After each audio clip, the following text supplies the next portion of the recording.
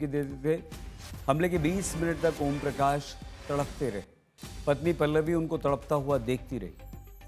पूरा ground floor खून से सन गया।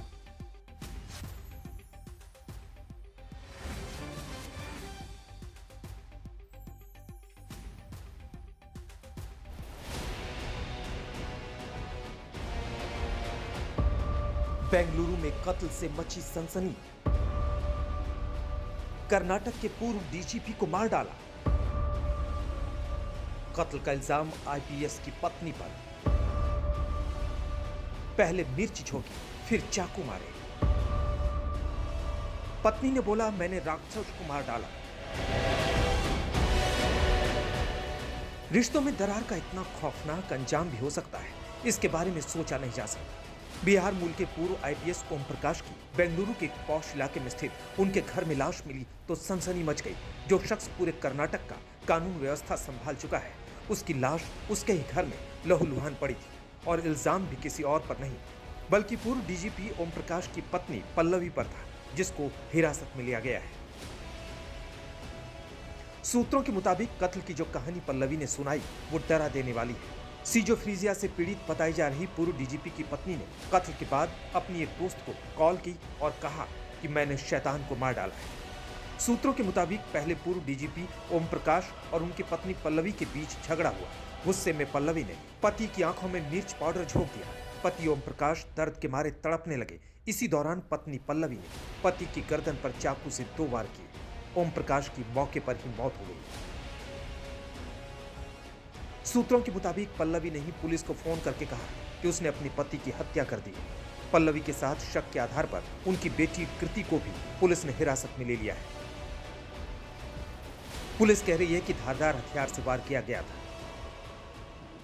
It looks like from the initial information that is there that things may be internal in nature. It seems that some sharp weapon has been used because there is a lot of blood loss, because of which that it seems the death has happened.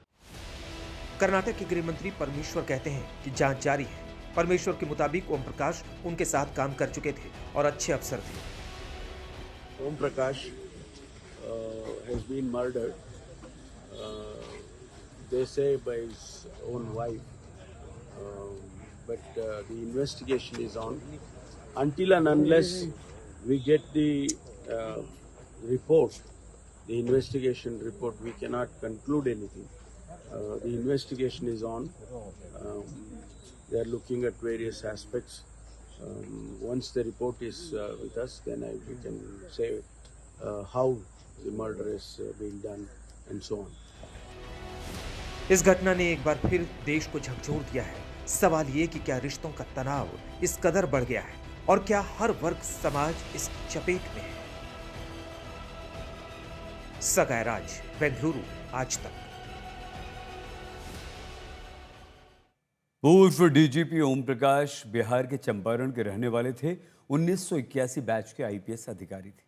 Om Prakash के बेटे की ओर से दी गई शिकायत के अनुसार ओम प्रकाश की पत्नी पल्लवी बीमार थी। काफी दिनों से उनका इलाज चल रहा था। मामला एक जमीन से जुड़ा हुआ है, जिसे लेकर झगड़ा बढ़ गया। ओम प्रकाश के घर के अंदर पत्नी और बेटी ने मिलकर हत्या कर दी।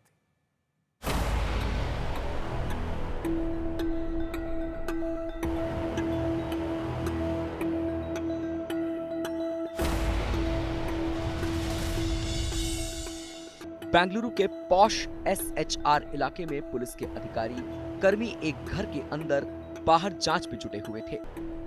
इस घर के अंदर राज्य के पूर्व डीजीपी ओम प्रकाश की हत्या हो गई थी। सुबह होते तक मृतक ओम प्रकाश के बेटे कार्तिकेश ने पुलिस में एफआईआर दर्ज करा दी और उसकी बिना पर पुलिस ने मृतक की पत्नी पल्लवी और उनकी बेटी को हिरासत में लेकर पूछताछ शुरू कर दी।